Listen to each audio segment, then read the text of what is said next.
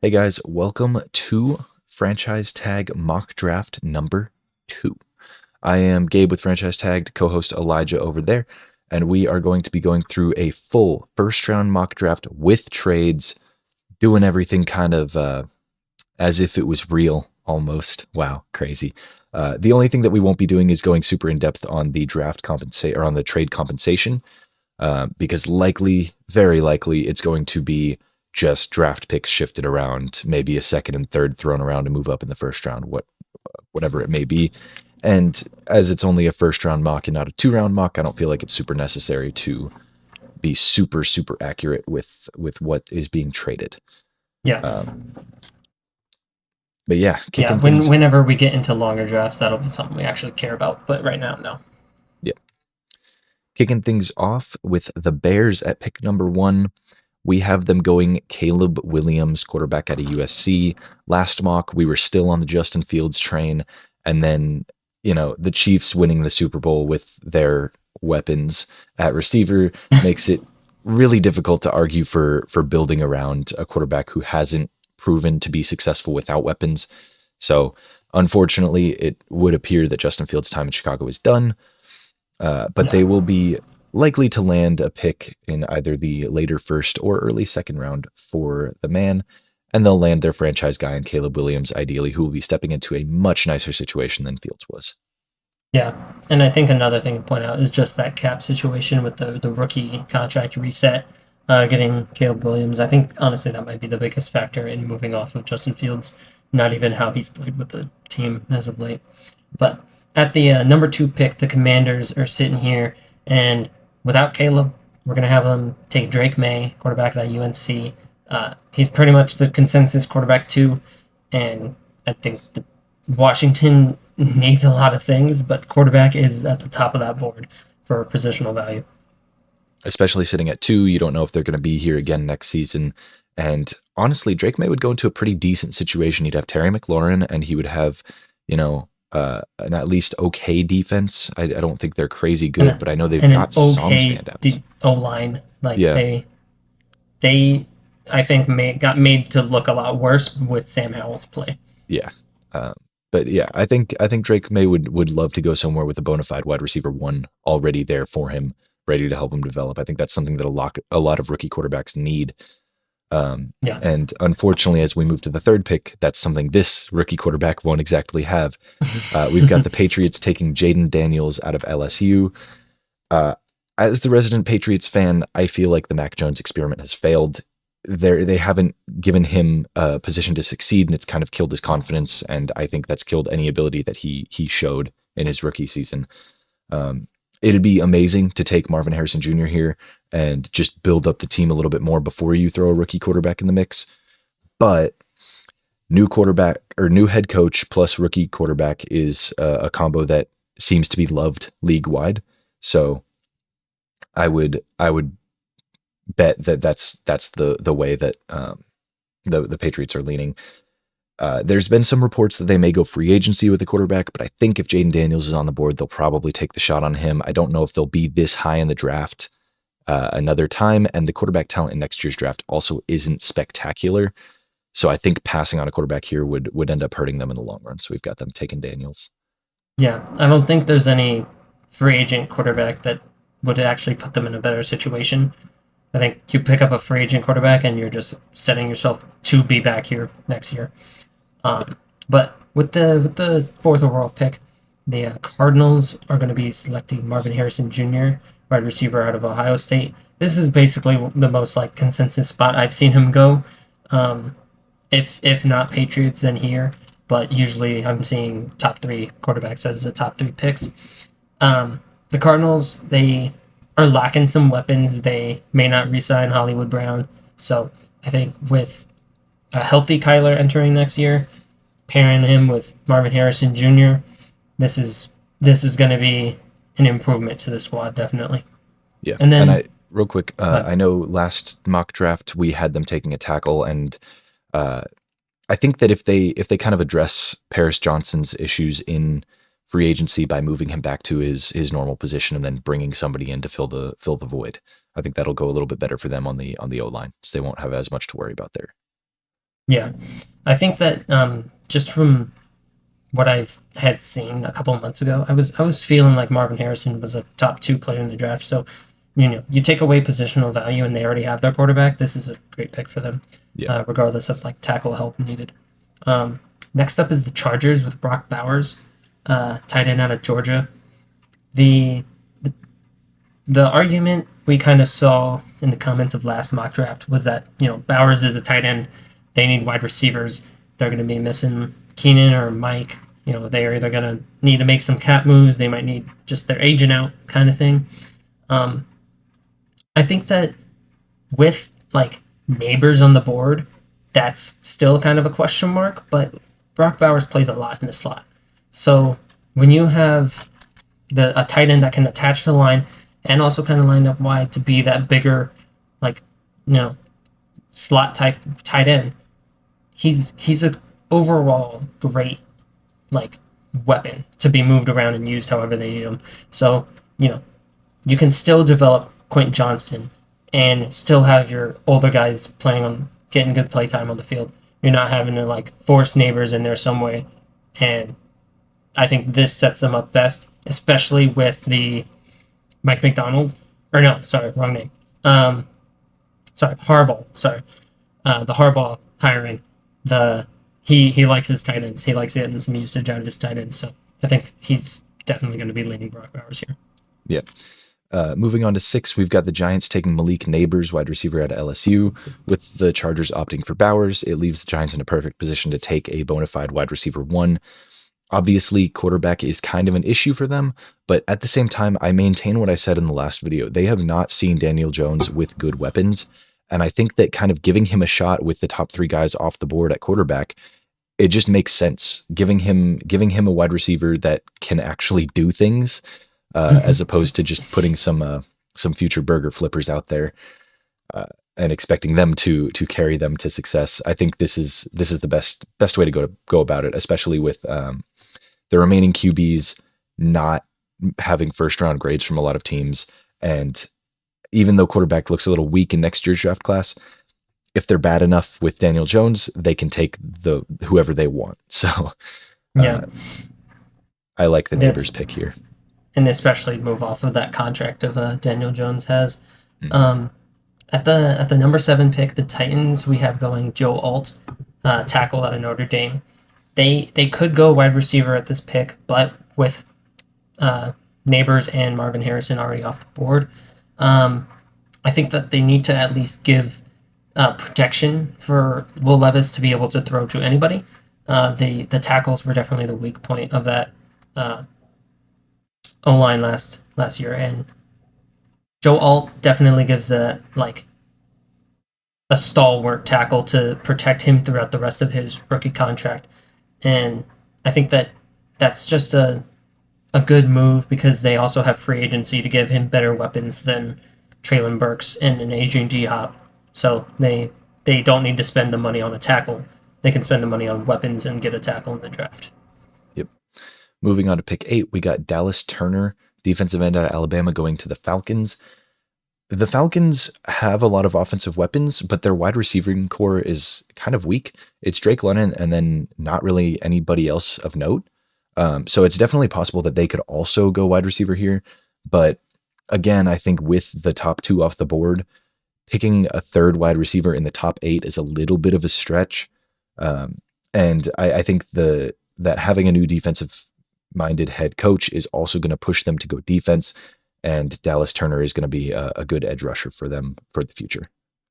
Then moving on to 9, we've got the Bears staying put this mock, not moving up to do anything crazy. And a lot of people have them going Rome Odunze here. I could see it. I could see them getting a weapon to pair with Caleb Williams. But I really like Jer'Zhan Newton, out of Illinois, the defensive lineman. They need D-line help bad. And they did that. They got some of that last season, trading for Montez Sweat, signing him to an extension. That defensive line vastly improved. And Jer'Zhan Newton is a big body to plug in the middle where they've had a lot of problems. And I think that they do this. They do go D-line here over wide receiver. And another point that I kind of wrote down here that stays is that wide receivers are really strong in free agency this year. So if they really think they need another weapon, they can address that in free agency and take a really young, talented D lineman to help plug up their holes on defense. Yeah, I think with Jer'Zhan Newton, I think I might make you make him slip in one of these future mock drafts, so we don't just have the same situation going on with them every time. Definitely, but for now, we'll keep him there. Yeah. Moving on to the Jets pick at number 10, I'm going Talise Fuaga, the tackle out of Oregon State. Yeah, there's a certain other name that's still tackle, still on the board here, but I've been seeing a lot of kind of connections with the GM between Fuaga and him for the Jets. Yeah, I'm not saying that Olu is a worse tackle than Fuaga, but Fuaga's pure like strength and like just the way he plays, the impressive pancake ability he has, just gives a Robert Saleh vibe.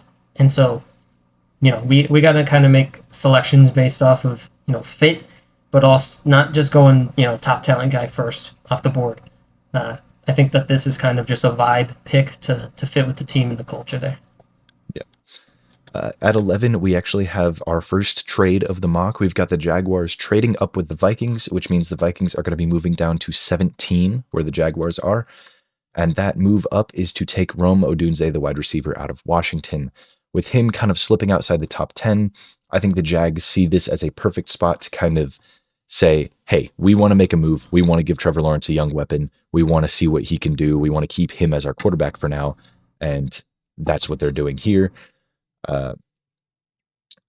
Jared Verse still on the board, but we're still leaning offense. We're still leaning boosting that offensive firepower that they were kind of lacking towards the end of this year. So that is where we're going. Jaguars trading up with the Vikings to take Odunze.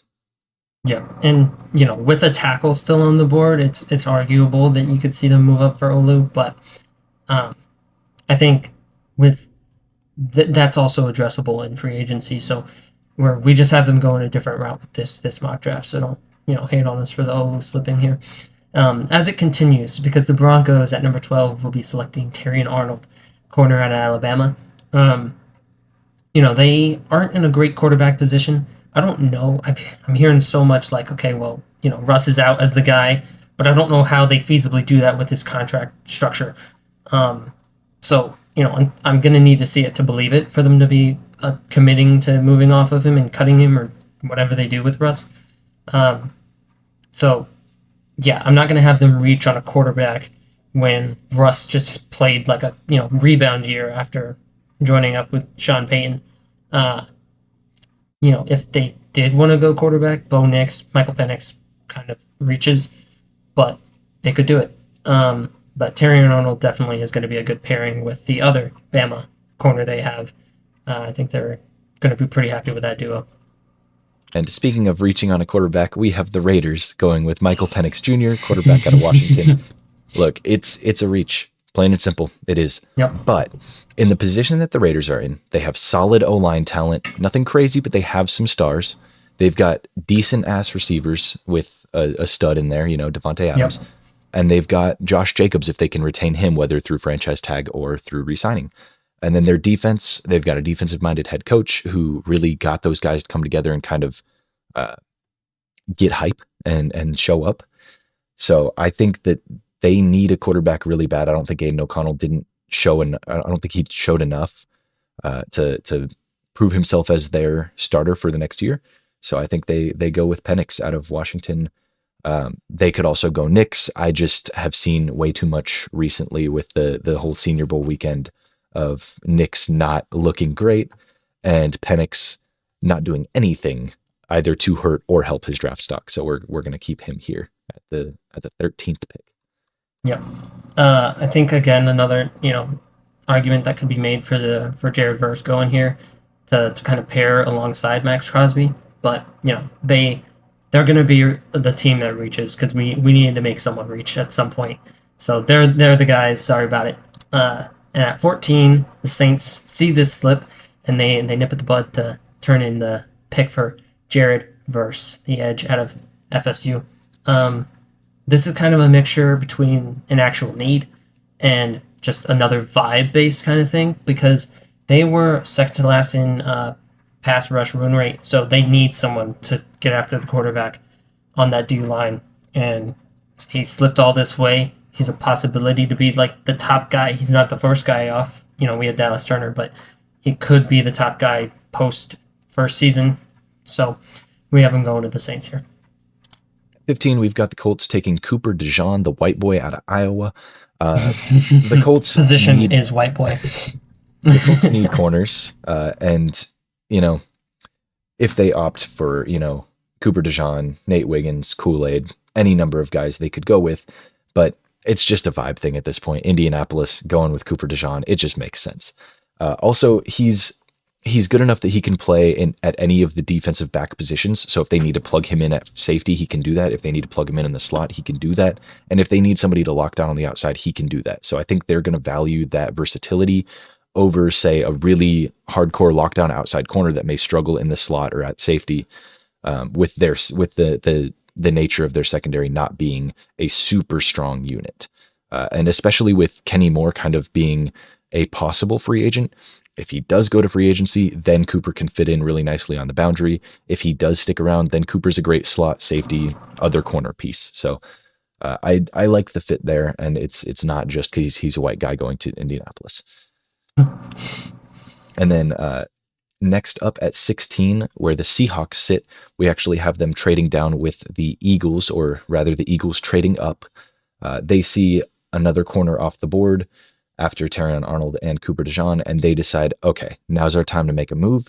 They trade up, and they are going to get Nate Wiggins, the cornerback out of Clemson.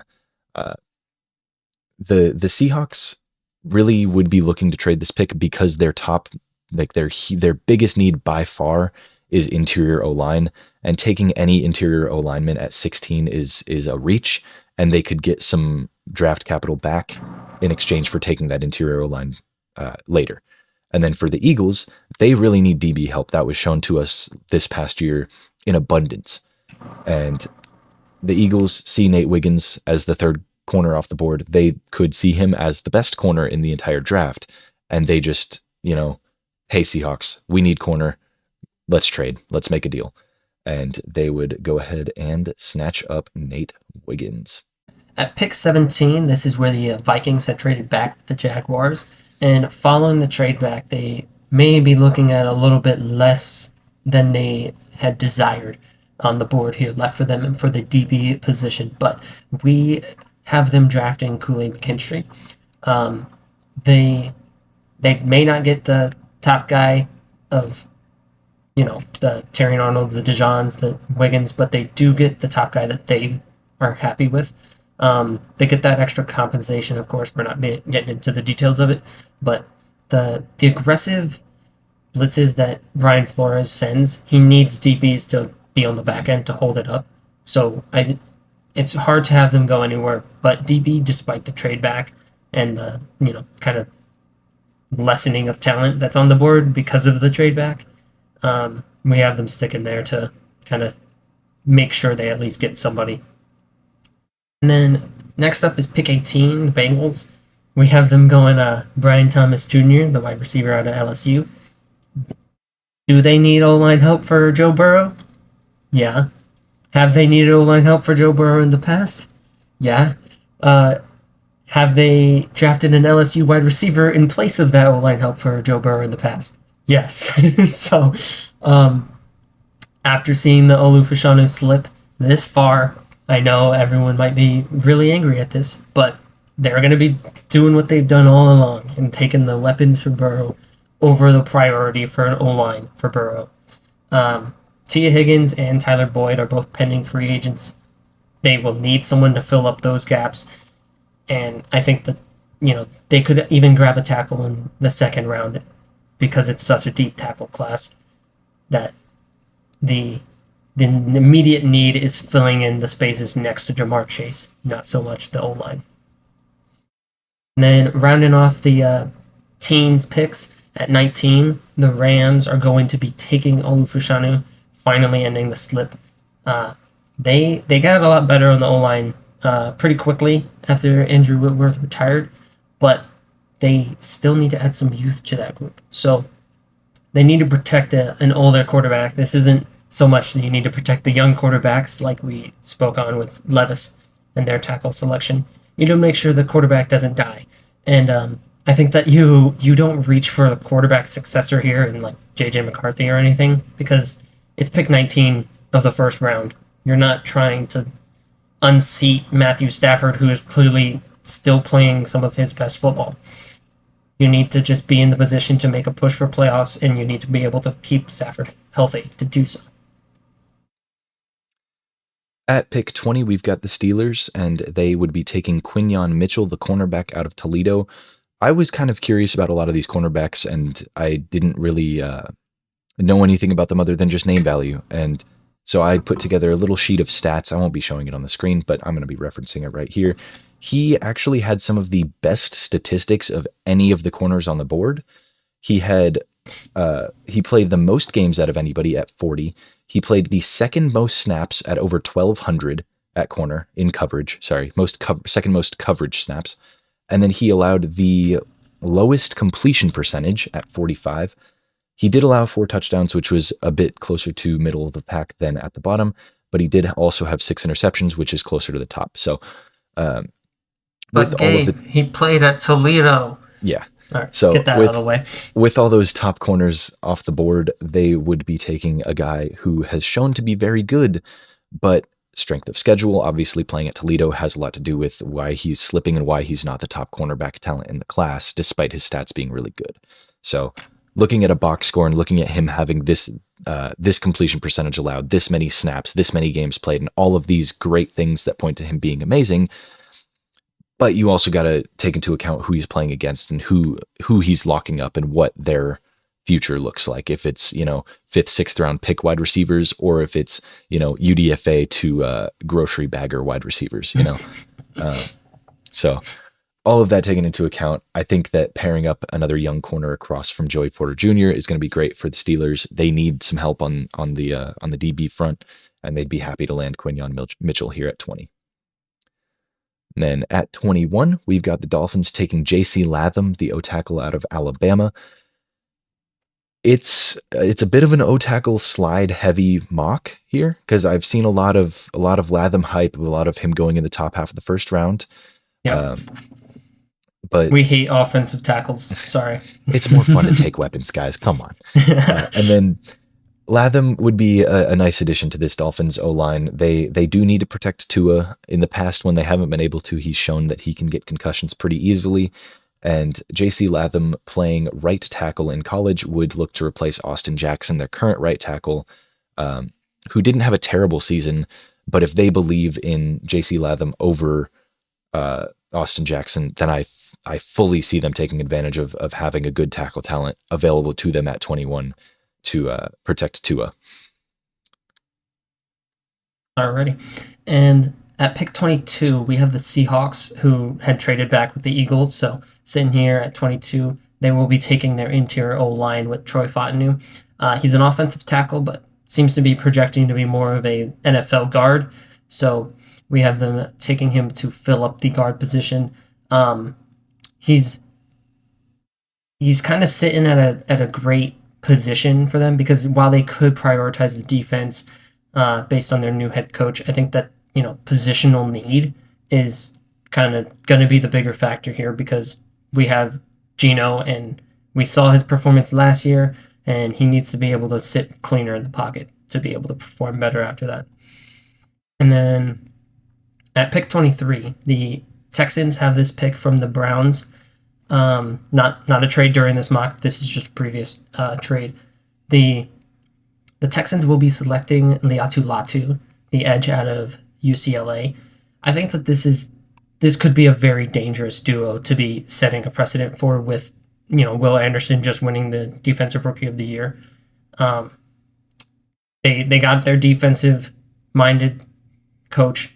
They're going to be getting Latu in there, and he has so many different kinds of pass rush moves in his bag, and he's a bit pure pass rush, but he offers something to the run game. It's not just pull him out when it's not third down.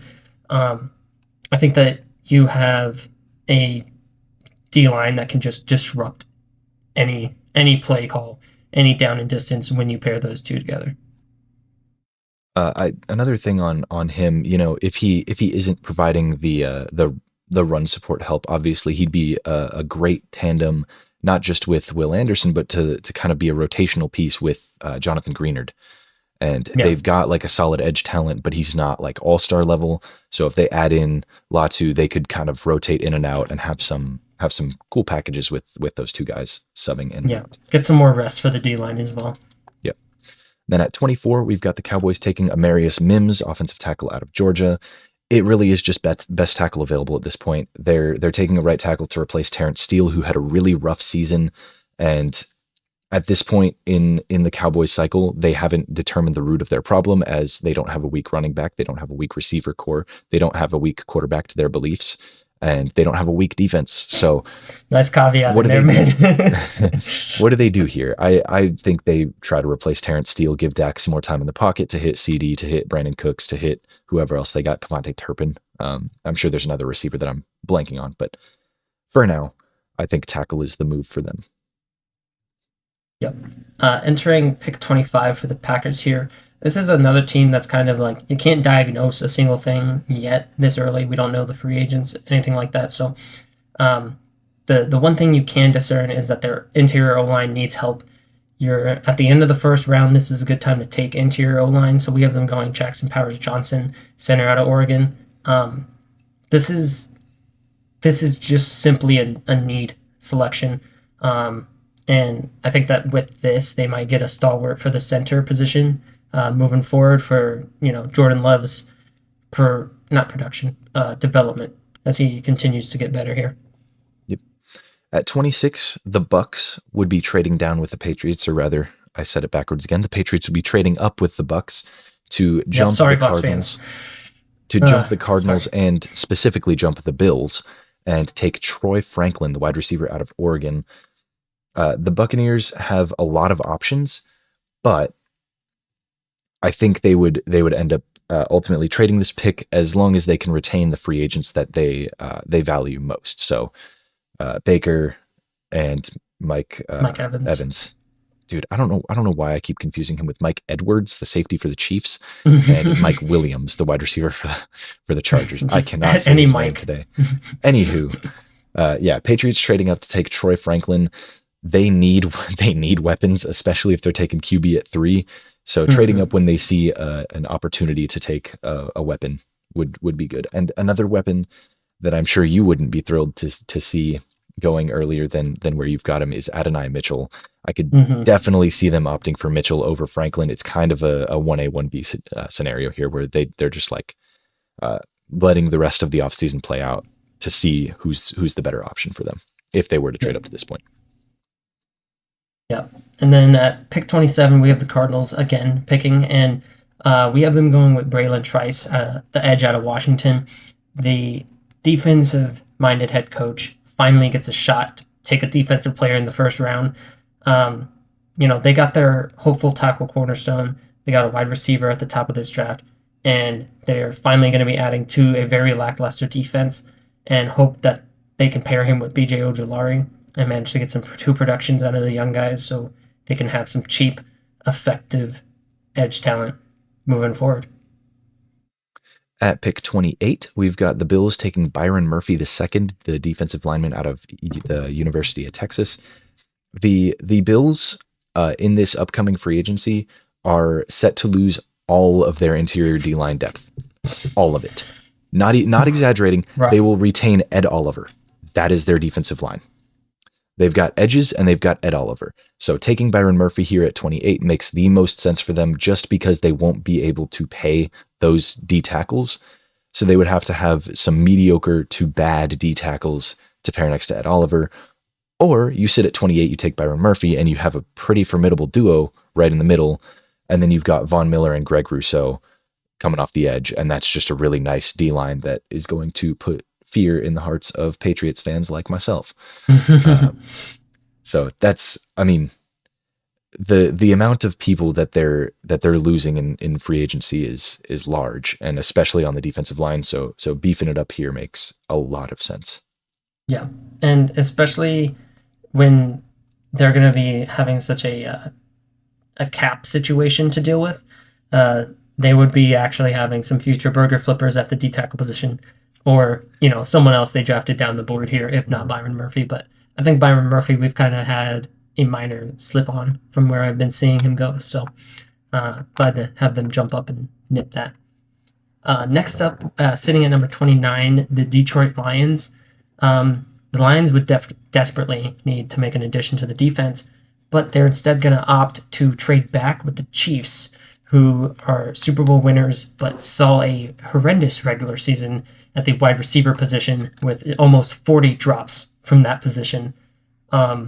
They're jumping up, and they're going to be adding Adonai Mitchell, the wide receiver out of Texas here, to kind of, add some actual talent to that and get rid of those burger flippers out of the core. Cap casualty wise, they could lose MVS, and I don't see them making a big effort to keep Kadarius Toney around. So, if you pair Adonai Mitchell with Rashee Rice, Mahomes, and an aging Kelsey who's still playing top of his game, they're gonna be right back in the mix for the Super Bowl, and there might be no real drop off there. Yep. The other thing that the Chiefs did was jump to the Ravens, who would also be looking Yep. to add some offensive firepower, and they would still do it, just not with the player that they wanted in Adonai Mitchell. They would be doing it with Keon Coleman, the wide receiver out of Florida State. After watching the Chiefs jump them for that receiver for Adonai Mitchell, the Ravens, they're a little bit sad, but they still are going to be looking to add some receivers, especially with Odell, Nelson Aguilar, and Devin Duvernay also all set to hit free agency. And they've got a pretty good receiver in Zay Flowers, but outside of him, maybe Rashad Bateman, they really need to add some firepower, and they could take a gamble on Keon Coleman, who is entering this season, this past college football season, as a pretty high-end talent, and just kind of dropped down the board some following petered off following this season. So if they can get him back to his production that had his hype at an all-time high, then it's a great pick. And if they can't, well, it was late first round pick anyways. You take a gamble on a guy that might pay off hugely. Then at 31, we've got the 49ers, who just lost the Super Bowl, taking Ennis Rakestraw Jr., the DB out of Missouri. The 49ers' only real weakness all year, outside of injury-related weaknesses, was DB.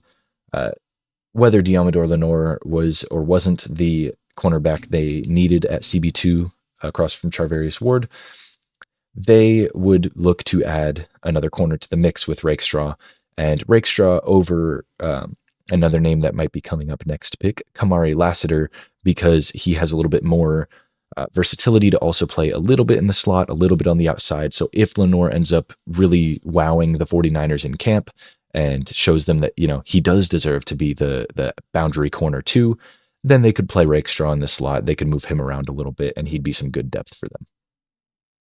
Yeah.